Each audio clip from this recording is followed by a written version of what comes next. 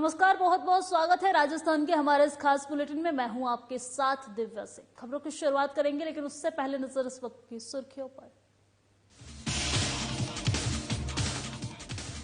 जयपुर में palace on wheel tour को हरी झंडी। सीएम अशोक गहलोत ने दिखाई हरी झंडी। ट्रेन पैलेस ऑन व्हील फिर सफर के लिए तैयार।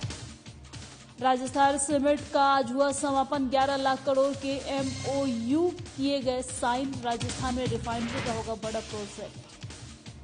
बीजेपी प्रदेश अध्यक्ष सतीश पूनिया का बयान। कांग्रेस की कथनी और करनी में बताया फर्क। सरकार पर जमकर बरसे सतीश पूनिया। जालौर के आहोर में समीक्षा बैठक का किया आयोजन। राजीव गांधी युवा मित्र ब्लॉक ने किया आयोजन। मौके पर पीसीसी सदस्य उमा सिंह राठौड़ रहे मौजूद। बेमौसम बरसात के चलते पार्वती नदी में आया उफान। स्टेट हाईवे 70 मार्ग हुआ बंद। बस चालक की दिखी लापरवाही। चलिए खबरों की शुरुआत करते हैं। भारत की सबसे luxury train palace on wheel एक बार फिर सफर के लिए तैयार है। 2 साल के बाद आज एक बार फिर से पैलेस ऑन व्हील पैलेस शुरू हो रहा है। आपको बता दें कि 3 दिन के बाद टूर की शुरुआत जयपुर से हो गई है। वहीं जयपुर से शुरू हुआ टूर अजमेर, उदयपुर, चित्तौड़, बूंदी और रणथंबोर होते हुए 10 अक्टूबर को जयपुर में ही खत्म होगा। सीएम गहलोत ने पैलेस ऑन व्हील के इस टूर को कैबिनेट मंत्री विश्वेंद्र सिंह और शकुंतला रावत के साथ हरी झंडी दिखाकर रवाना किया है। आपको बता दें कि अक्टूबर से पैलेस ऑन व्हील का दूसरा टूर सफर सफदरगंज रेलवे स्टेशन दिल्ली के लिए शुरू होगा।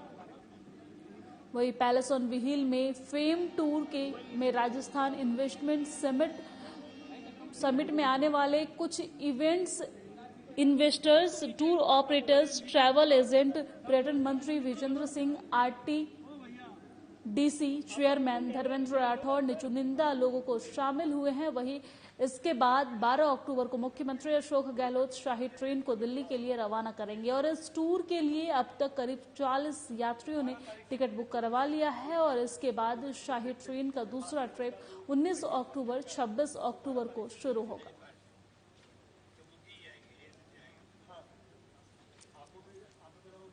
मुझे याद है 80 के दशक में पहली बार पैलेस ऑन व्हील का शुरुआत हुई थी। बहुत पॉपुलर हुई देश विदेश के अंदर। लगातार इसकी पॉपुलरिटी बढ़ती गई। अभी कोरोना के अंदर रुकावट आ गई, इसलिए वापस इसको रिनोवेट करके अब आज प्रारंभ किया है।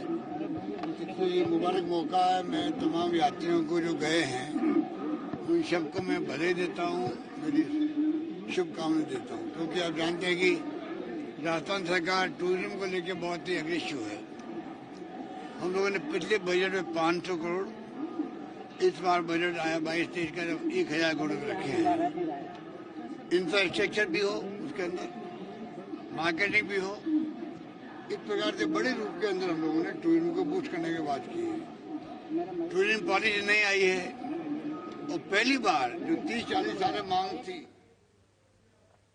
और राजस्थान समिट का समापन हुआ है। इस बीच मुख्यमंत्री अशोक गहलोत ने कहा है कि हमने इस बार पहले ही एमओयू साइन कर लिए हैं। 11 लाख करोड़ के एमओयू साइन किए गए हैं। कोरोना के बाद सरकार ने जिस तरह से स्टेप उठाए हैं, उससे इन्वेस्टर जो हैं वो प्रभावित नहीं होगा। कोरोना काल में भी हमने बेहतरीन काम किया है। वही राजस्थान में लॉ एंड ऑर्डर की स्थिति बेहतर है। सरकार खुद एक्टिव होकर इन्वेस्टर को बुला रही है। पहले इन्वेस्टर को तकलीफ होती थी, अब वो कम हुई है। इन्वेस्टर की तकलीफ को खत्म करने की भी कोशिश की जा रही है। साथ ही आपको बता दें कि राजस्थान में रिफाइनरी का बड़ा प्रोजेक्ट आ रहा है। राजस्थान में निवेश को लेकर इन्वेस्टर का माहौल बन रहा है।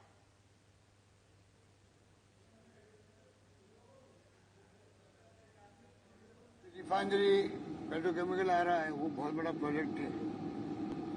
383 स्क्वायर किलोमीटर पे जो डेवलप एरिया होगा और 383 स्क्वायर किलोमीटर का एरिया हमने जब आइडेंटिफाई किया है तो उसको सोच के किया होगा भाई इतने ज्यादा इन्वेस्टर आएंगे, एमएसएमई इतने लगेगी,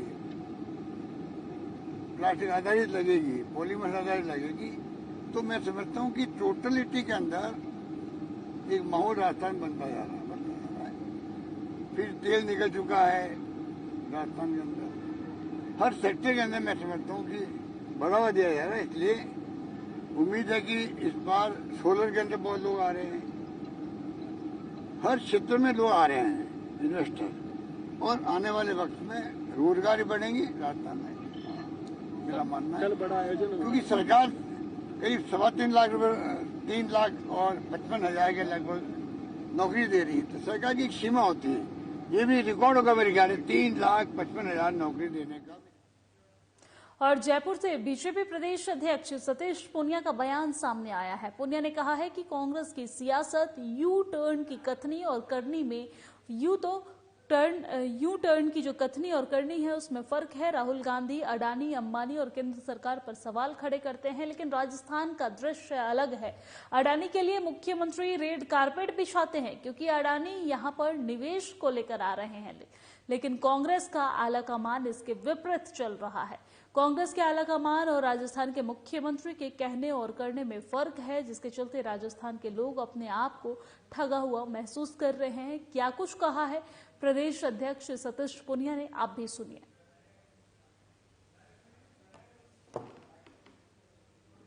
कांग्रेस की सियासत यू टर्न की और कथनी और करनी के फर्क की है, और वो समझ में आती है कि किस तरीके से राहुल गांधी सवाल खड़े करते हैं अडानी पर, अंबानी पर, मोदी जी पर और केंद्र की सरकार पर।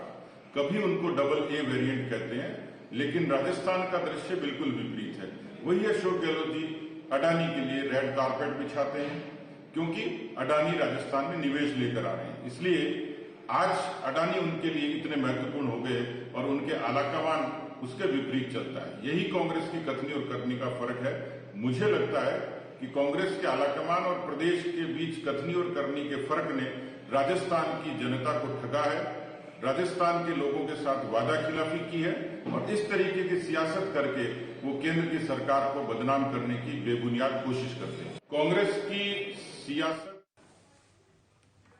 और खबरों में आगे बढ़ते हुए रुक कर लेते हैं बड़ी खबर का। इस वक्त की बड़ी खबर दौसा से सामने आ रही है। दौसा सिकराय उपखंड क्षेत्र में सुबह से ही लगातार बारिश का दौर जारी है। सावन महीने की तरह रिमझिम हो रही है बारिश। लगातार बारिश से किसानों के चेहरे खिल उठे हैं।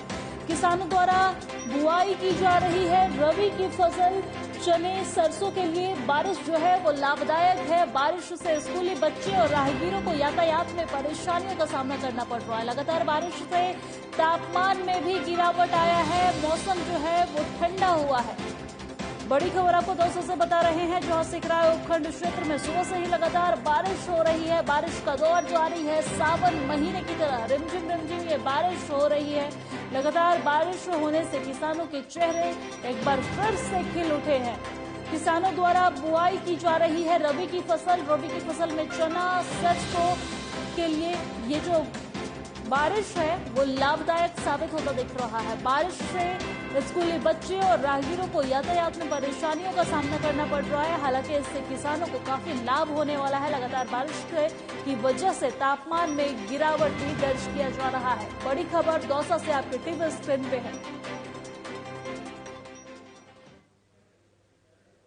और अब बात कोटा की कर लेंगे। कोटा जिले के खातौली के पास से निकल रही राजस्थान और मध्य प्रदेश को जोड़ने वाली पार्वती नदी में आज शनिवार सुबह उफान आ गया है और नदी की पुलिया पर जब करीब 1.5 फीट पानी की चादर चल रही थी, उस दौरान मध्य प्रदेश के श्योपुर जिले सेलकर कोटा की तरफ जाने वाली एक निजी बस चालक की मनमानी और लापरवाही सामने आई है और बढ़ते पानी के जलस्तर के बीच उक्त बस चालक के द्वारा बस में सवार करीब 30 सवारियों की जान को जोखिम में डाल दी गई है और बस को पानी में उतार दिया गया है। गनीमत रहा कि कोई हादसा नहीं हुआ है। कोटा की ये तस्वीर आपको दिखा रहे हैं, जहां बेमौसम बरसात के चलते नदी में उफान आ गई है। वहीं इस बीच एक बस चालक की लापरवाही देखने को मिली है। बस चालक बस में 30 सवारियों से भरी हुई बस को लेकर पानी में उतार दिया है। हालांकि इससे किसी भी तरह का कोई हताहत नहीं हुआ है, लेकिन किसी भी बड़ी घटना अनहोनी होने की संभावना जताई जा रही थी। बस चालक की बड़ी लापरवाही देखने को मिली है। 1 घंटे पहले सूचना मिली थी कि नदी में पानी आ गया। हमने यहाँ अपना टाइम से लगा लिया था। यह नदी थोड़ी बारिश में ही अक्सर पुलिया डूब जाती है और ये पार्वती नदी जो अपनी सीमा पे है, खटोली प्लस श्योपुर जिले की कोटा वेस्ट श्योपुर जिले की सीमा पे है। पुलिया नीचे ये काम जारी है, नई पुलिया का भी। बाकी साल से मिला तो ये समस्या आएगी पानी से संबंधित, तो अगले 2 साल में पुलिया दोनों तरफ की बंद पुलिया हो जाएंगी, इससे ज़्यादा मिलेगी पब्लिक को। बाकी क्या है कि पुलिया नीचे होने से और पानी की आवक इस साल रही भी ज़्यादा है। और खबरों में आगे बढ़ते हुए रुक कर लेते हैं इस वक्त की एक और बड़ी खबर का। इस वक्त की एक और बड़ी खबर पाली से सामने आ रही है, जहां रोहट उपखंड के चोटिल गांव के खेत में गिरी आकाशीय बिजली। हादसे में 3 लोगों की मौत हो गई है, 5 लोग झुलस गए हैं। घायलों को जोधपुर MDM रेफर किया गया है। खेत में काम करते समय मजदूरों के ऊपर आकाशीय बिजली गिरने से ये पूरा हादसा हुआ है। पाली विधायक ज्ञानचंद पारक मौके पर मौजूद हुए हैं, वहीं महावीर सिंह सुकरलाई कांग्रेस नेता भी मौके पर पहुंचे हैं। बड़ी खबर आपको पाली से बता रहे हैं, जहां रोहट उपखंड के चोटिल गांव में खेत में आकाशीय बिजली गिरी है, जिसकी वजह से इस हादसे में 3 लोगों की मौत हो गई है, 5 लोग झुलस गए हैं। घायल को जोधपुर MDM रेफर किया गया है। खेत में काम करते समय मजदूरों पर आकाशीय बिजली गिरी है। पाली विधायक ज्ञानचंद पारक मौके पर मौजूद हुए हैं, वहीं महावीर सिंह सुकरलाई कांग्रेस नेता भी मौके पर पहुंचे हैं। बड़ी खबर पाली से आपकी टीवी स्क्रीन पे है।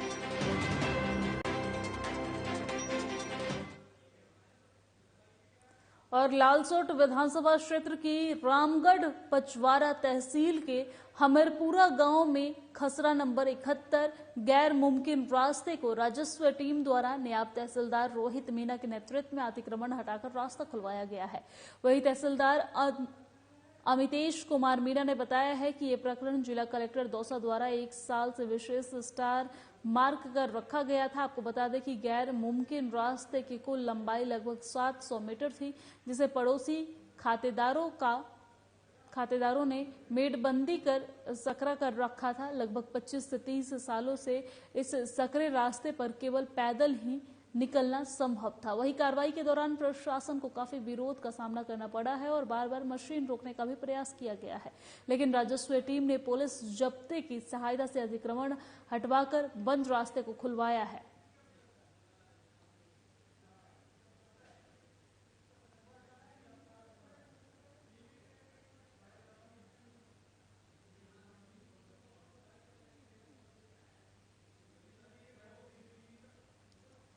रामगढ़ से खबर आपको बता रहे हैं, जहां अतिक्रमण हटाकर पुलिस ने रास्ते को खुलवाया है। हालांकि अतिक्रमण हटाने के दौरान पुलिस प्रशासन को काफी विरोध का भी सामना करना पड़ा है।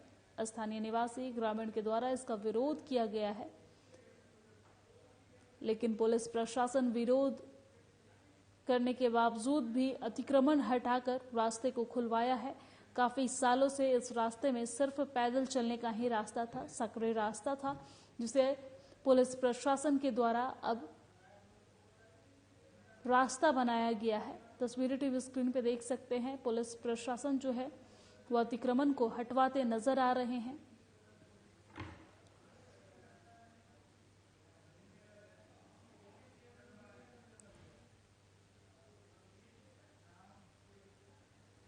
और हर रोज आसानी से कई भूमिकाओं को निभाने वाली महिलाएं निर्विवाद रूप से किसी भी समाज की रीढ़ की हड्डी होती है।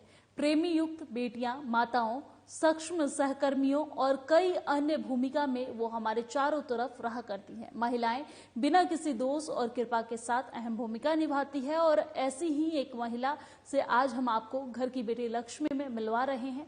रोलिक सिंह, जो कि आज एरिना एनिमेशन एकेडमी जयपुर की डायरेक्टर हैं, जिनसे मुलाकात के लिए हमारे ब्यूरो चीफ पूजा जोशी ने उनसे मुलाकात की है, बातचीत की है। देखिए।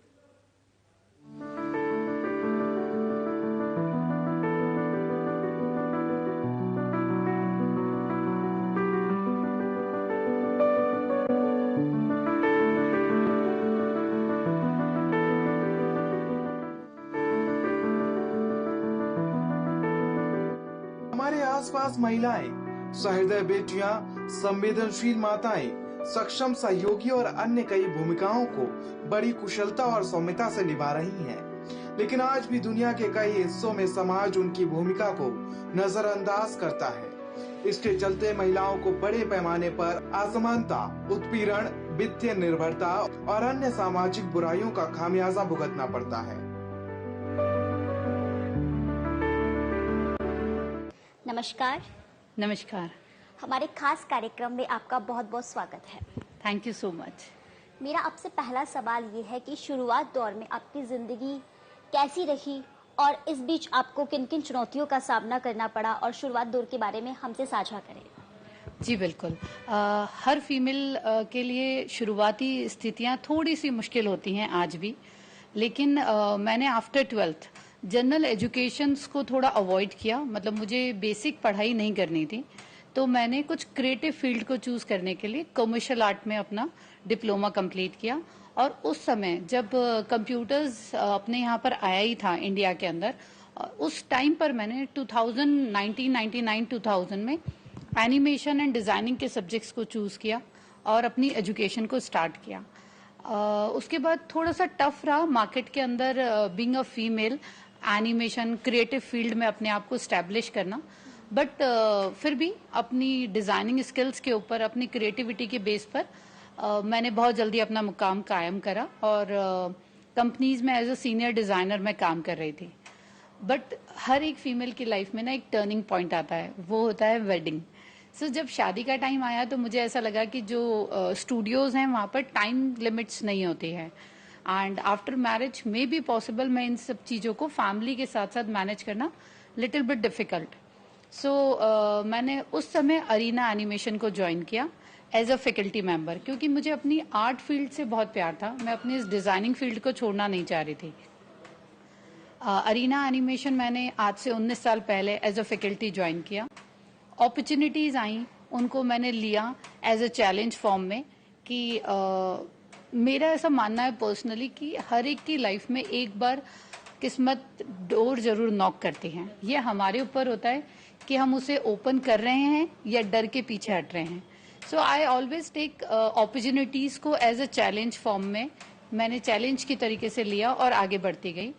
वहां से आज तक में जहां से मैंने अपना सफर एज अ टीचर स्टार्ट किया था, आज मेरे जयपुर में 3 सेंटर्स हैं और मैं तीनों सेंटर की डायरेक्टर हूं। और बहुत प्राउडली इस बात को बोल सकती हूँ बिकॉज अगर फीमेल्स चाहें तो वो कुछ भी कर सकती हैं, बस उन्हें डिसाइड करना है कि उन्हें करना क्या है। एक महिला होने के साथ साथ आप एक माँ, पत्नी, बेटी और बहू भी है, घर परिवार भी है आपका। उसके बाद में भी आप बिजनेस और परिवार को कैसे मैनेज करते हैं? बहुत ही अच्छा क्वेश्चन है आपका ये, क्योंकि कई बार बहुत जने इन्हीं चीजों को लेकर कंफ्यूज हो जाते हैं कि अगर वो बिजनेस पे फोकस दे रहे हैं तो शायद फैमिली कहीं ना कहीं छूट रहा है, और अगर हम पूरी तरीके से फैमिली पे फोकस रखते हैं तो शायद बिजनेस उतना ग्रो नहीं कर पाते। इसीलिए बहुत जरूरी है हर फीमेल के लिए बैलेंस बनाना। जब आप घर पर हैं तो सिर्फ आप घर पे ही हैं, एक तरीके से माँ बनकर, वाइफ बनकर या बहू बनकर, और आपको वो सारी जिम्मेदारियां उसी भाव के साथ, उसी प्यार के साथ निभानी होती हैं। लेकिन जब आप एक बार अपने ऑफिस में कदम रखते हैं तब आप उस वर्किंग लेडी की तरह वर्किंग करते हैं, जिनके पास फैमिली का कोई प्रेशर नहीं है, फैमिली से रिलेटेड कोई तकलीफ नहीं है। अगर आप ये 2 बाउंड्रीज नहीं बना पाएंगे तो हमेशा इन उलझनों में उलझ कर रह जाएंगे। मैं जब अरीना में एंटर होती हूँ, अपने ऑफिस में एंटर होती हूँ, तो ये मेरी एक फैमिली है जिसकी मैं टेक केयर करती हूँ, और जब मैं यहाँ से अपने घर में एंटर होती हूँ तो वो मेरी एक और फैमिली है जिसको मैं बहुत ही प्यार से और बहुत अच्छे से टेक केयर करती हूँ। तो इम्पोर्टेंट बात इसमें सिर्फ समझने की ये है कि आपका बैलेंस होना बहुत जरूरी है, आपको काम होना बहुत जरूरी है। परेशानियां हर किसी की लाइफ में आती हैं, ऐसा नहीं है सिर्फ फीमेल्स की लाइफ में, मेल्स की लाइफ में भी बहुत परेशानियां आती हैं। लेकिन अगर आप उसे पेशेंसफुली हैंडल करते हैं तो आप बहुत कंफर्टेबली दोनों चीजों को बहुत अच्छे से मैनेज कर सकते हैं, ऐसा मेरा मानना है। अरीना इंस्टीट्यूट या एनिमेशन की हम बात करें तो शुरुआत से लेकर के अब तक की आप हमें इसकी जर्नी साझा करें, और आगे फ्यूचर का क्या प्लान है इसका? अरीना सीरियसली नाम आते ही ना मेरे चेहरे पर एक स्माइल आ जाती है, क्योंकि ये कहने की बात नहीं है, सच में मैंने अरीना को बिल्कुल अपना फैमिली का एक पार्ट समझ करके ग्रो किया है। अरीना मैंने ज्वाइन जरूर किया था एज अ फैकल्टी, लेकिन टाइम के साथ 19 ईयर्स बड़ा टाइम पीरियड है और अपने 3-3 सेंटर स्टैब्लिश करें। आज मेरे पास 550 से ज्यादा स्टूडेंट्स हैं और हर एक स्टूडेंट मेरे लिए अपने बच्चे की तरह है। थाउजेंड्स ऑफ स्टूडेंट्स अभी तक मेरे यहाँ से निकल चुके हैं और सभी अपनी अपनी जिंदगी में बहुत अच्छे मुकाम पर हैं। जहां तक हम बात करें रोजगार के लिए, नई जनरेशन को बहुत दिक्कत रहती है, तो वो प्लेसमेंट्स, वो रोजगार हम लोगों ने बहुत अच्छे लेवल पे प्रोवाइड किया है। अरीना एनिमेशन एक बहुत अच्छा और बड़ा नाम है जो स्पेसिफिकली एनिमेशन एंड डिजाइनिंग की फील्ड में काम करता है। आज के टाइम पे डिजिटल इंडिया इतना ज्यादा मोदी जी ने बोला ही है इस चीज के बारे में। इसके अलावा आप animation, designing, graphic designing, 2D 3D films को लेकर के बच्चों में बहुत क्रेज है। छोटे छोटे स्टूडेंट्स आजकल के, या छोटे छोटे बच्चे भी आप देखिए मोबाइल पे गेम्स जरूर खेलते हैं। तो जितनी भी ये डिजाइनिंग से रिलेटेड चीजें हैं, या हम इसको और अच्छे से समझे तो जो भी चीज हम टीवी के ऊपर, बड़ी स्क्रीन्स पे, मोबाइल्स पे देखते हैं, इंटरनेट पे देखते हैं, ये सब चीजें हम लोग स्टूडेंट्स को सिखाते हैं। और जितनी भी बड़ी आप मूवीज, अभी ब्रह्मास्त्र सबसे लेटेस्ट मूवी आई है, उसमें 15 स्टूडेंट्स ऐसे हैं जिन्होंने वीएफएक्स का काम, स्पेसिफिकली अरीना के स्टूडेंट्स जिन्होंने वो काम किया है। ऐसी जितनी भी मूवीज हैं आज के टाइम में, मैं बहुत प्राउडली ये बोल सकती हूँ। रेगुलर कोर्स के बाद में अगर हम स्किल्स एजुकेशन की बात करें तो आज भी ऐसे परिवार है, ऐसे पेरेंट्स है जो बच्चों को मतलब कि ये जो स्किल्स एजुकेशन है इसमें पार्टिसिपेट ना करने के बजाय वो रेगुलर कोर्स के पीछे भागते हैं। उनका मानना ये होता है कि 12वीं के बाद में या तो बच्चा ऐसी पढ़ाई करे, ऐसा कोर्स करे जैसे डॉक्टर, इंजीनियर या पुलिस, इन सब में जाए, उसकी एक गवर्नमेंट जॉब हो। इसको लेकर आपका क्या कहना है? आप बिल्कुल सही कह रहे हैं। आज एनिमेशन, डिजाइनिंग की इतनी डिमांड होते हुए भी हम भी बहुत पेरेंट्स से मिलते हैं। उन सबकी पहली क्वेरी यही रहती है कि क्या इसमें गवर्नमेंट जॉब मिल जाएगी। सो अभी भी पेरेंट्स उसी तरीके से सोचते हुए आ रहे हैं कि उन्हें कहीं ना कहीं बच्चे की सिक्योरिटी रहे जॉब की। गवर्नमेंट जॉब में बच्चा चला गया तो उसके बाद वो 100% सेफ एंड सिक्योर है। लेकिन रियलिटी आप और हम सभी जने बहुत अच्छे से जानते हैं कि कंपटीशन बहुत टफ है। जनरल कास्ट के लिए भी बहुत ज़्यादा प्रॉब्लम्स रहती हैं जॉब को लेकर के। वैसे भी आज के टाइम पे मेरे को नहीं लगता कि प्राइवेट और गवर्नमेंट के अंदर बहुत ज़्यादा डिफरेंस रह गया है, क्योंकि प्राइवेट इंडस्ट्री में जब अगर आप अच्छी कंपनी ज्वाइन करते हो, अच्छे पोजीशन पे आप ज्वाइनिंग करते हो, तो आपको सारी फैसिलिटीज प्रोवाइड होती हैं। कंपैरेटिवली अभी बड़ी कंपनीज तो उसमें बहुत सारे अदर ऑप्शंस भी, फूड और टी, कॉफी और आपके किड्स की देखरेख या पेरेंट्स की देखरेख जैसे ऑप्शंस भी देती हैं। तो अब ये थॉट हमें हर हालत में बदलनी होगी और पेरेंट्स को ये समझना होगा कि जो नया समय चल पड़ा है, ये जो डिजिटल इंडिया चल पड़ा है, इसके अंदर क्या रिक्वायरमेंट्स हैं, बच्चा अपना करियर किस तरीके से और कहाँ बना सकता है। जितनी भी आज के टाइम पे आईटी फील्ड्स हैं, वेबसाइट डिजाइनिंग डेवलपमेंट की कंपनीज हैं, जितने भी न्यूज़ चैनल्स हैं, टेलीविजन्स हैं, इन सब जगह पर animation designers, UI UX designer, digital marketing, 2D 3D animators की बहुत ज़्यादा डिमांड है। तो आप अपने बच्चों को इसे एज अ करियर चूज करने दें और देखें कि बहुत अच्छे सैलरीज पे बच्चे जा सकते हैं, बहुत अच्छी कंपनीज में उनका करियर है। और जो आपने डॉक्टर, इंजीनियर बन के अपने बच्चे के लिए ड्रीम्स देखे होंगे, वो उनसे कहीं ज्यादा बेहतर वो अपने ड्रीम्स पूरे कर सकते हैं एज अ एनिमेटर और आर्टिस्ट बन के। रोनिका का मानना है कि शिक्षा जीवन में प्रगति करने का एक शक्तिशाली उपकरण है। महिलाओं के उत्थान और सशक्तिकरण के लिए शिक्षा से बेहतर तरीका क्या हो सकता है। अपनी कई पहलों के माध्यम से आर्ट ऑफ लिविंग बालिकाओं और महिलाओं को स्तरीय शिक्षा के माध्यम से ग्रामीण भारत के दूरस्थ कोनों में भी समान रूप से सशक्त किया है। और वह सबसे बड़ी बात कहती है कि खुद को दोष देना बंद करें और खुद की तारीफ करना शुरू कर दें। तारीफ करना दैवीय गुण है। मैं स्त्री हूँ, अबला, ऐसी सोच कभी भी ना मन में लाएं। आज अरीना एनिमेशन के माध्यम से युवाओं के एक अच्छे करियर के लिए वह प्रेरित करती हैं।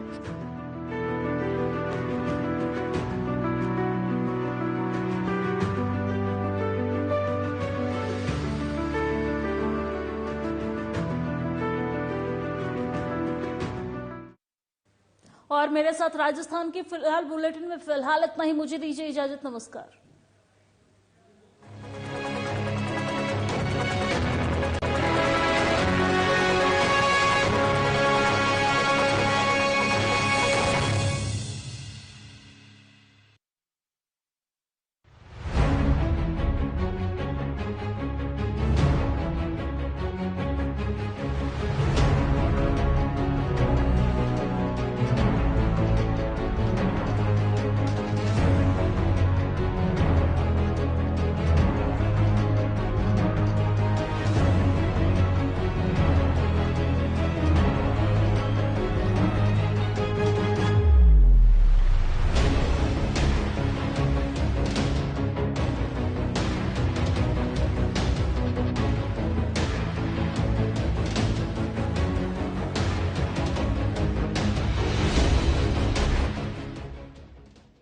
पंजाब है जसप्रीत का ठिकाना।